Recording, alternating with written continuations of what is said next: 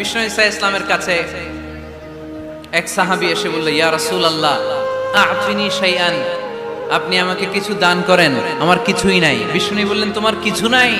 সাহাবী বললেন, ইয়া রাসূলুল্লাহ ঘরে আমার শুধু দুইটি জিনিস আছে। কয়টা? চিল্লায় বলেন, কয়টা? এক হচ্ছে একটা জামা, দুই হচ্ছে পানি খাওয়ার একটা জগ। বিষ্ণু বললেন, এই দুইটাই নিয়ে আস।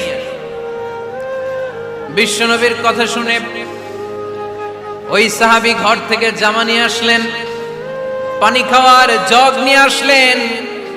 বিশ্বনবী সাল্লাল্লাহু আলাইহি ওয়াসাল্লাম ওনার মুবারক হাত দিয়ে এক হাতে জামা ধরে আরেক হাতে পানির জগটা ধরে সাহাবীদের দিকে উদ্দেশ্য করে বললেন, মাইয়াশতারি হাদাইন, এই দুইটা জিনিস কেনার মতো কে কে আছে দেখি?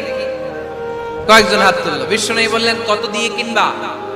এক সাহাবী বলে, ইন্নী আশতারিহিমা বিদিরহাম, ও নবী যদিও এগুলো আমার দরকার নাই, কিন্তু আপনি যেহেতু নিলামে ডাক তুলেছেন, ইয়া রাসূলুল্লাহ ইয়া হাবিবাল্লাহ, আপনার সম্মানে আমি 1 দিরহাম দিয়ে দুইটা জিনিস কিনে নেব।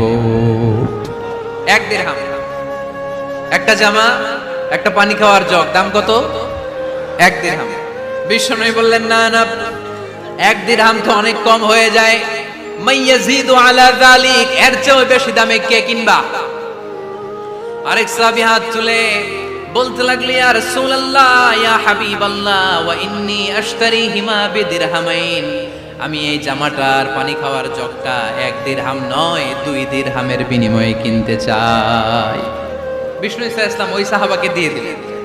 দিয়ে 2 দিরহাম নিয়ে যে লোকটা ভিক্ষা করতে এসেছিল তার হাতে 2 দিরহাম দিয়ে বললেন, যাও 1 দিরহাম দিয়ে ঘরে খাবার কিনে দিয়ে আসো, আরেক দিরহাম দিয়ে একটা কুঠার কিনে নিয়ে আসো। শুনতেছেন? কি কিনে নিয়ে আসো? কুঠার দিয়ে কি করে? গাছ কাটে। ওই সাহাবী কুঠার কিনে নিয়ে আসার পরে বিশ্বনবী নিজ হাতে কুঠারের মধ্যে একটা কাঠের হাতল লাগাই দিলেন। আল্লাহু আকবার! হাতল ছাড়া কুঠার ইউজ করা যাবে? বিশ্বনবী নিজ হাতে ওই কুঠারের ভেতরে একটা হাতল লাগাই দিলেন আর বললেন, লা উরিদু আন আরাকা 15 আইয়াম, এই কুঠার নিয়ে জঙ্গলে যাও, গায়ে অনেক শক্তি আছে, কাঠ কাটো, এই কাঠ কেটে বাজারে বিক্রি করো, সামনের 15 দিন যেন আমি আমার চোখের সামনে তোমার না দেখি। বিশ্বনবীর পরামর্শ অনুযায়ী কুঠার নিয়ে ওই সাহাবী জঙ্গলে চলে গেলেন। কাঠ কেটে বাজারে বিক্রি করতে করতে 15 দিন পরে 10 দিরহাম নিয়ে বিশ্বনবীর দরবারে হাজির হয়ে গেলেন। 10 দিরহাম নিয়ে বিশ্বনবীর কাছে হাজির হয়ে গেলেন।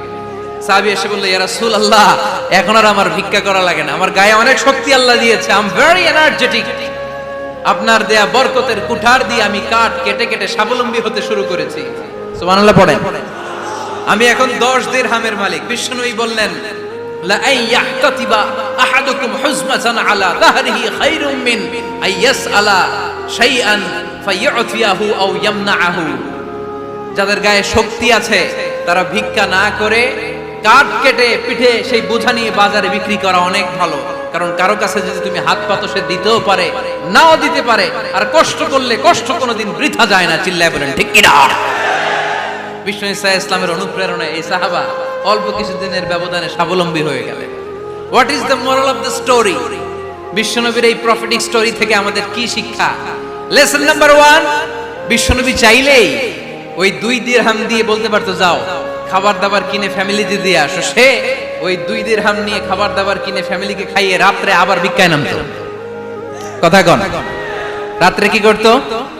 ভিক্ষায় নামতো। বিষ্ণু ঈসা ইসলাম তাকে কাজ করে খাওয়ার জন্য উৎসাহ দিলেন।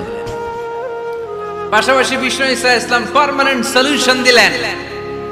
এজন্য পার্মানেন্ট সলিউশনের ব্যবস্থা করতে হবে। অনেকে আমরা যাকাত দেই, যাকাতের শাড়ি দেই, যাকাতের লুঙ্গি দেই, আছে না নাই? লক্ষ্মীপুরে এরকম দেয় নাকি? কি দেয়? হ্যাঁ, গাড়ি, গাড়ি দেয়, শাড়ি না। যাকাতের শাড়ি, যাকাতের লুঙ্গি বলতে কোনো কথা ইসলামে নাই।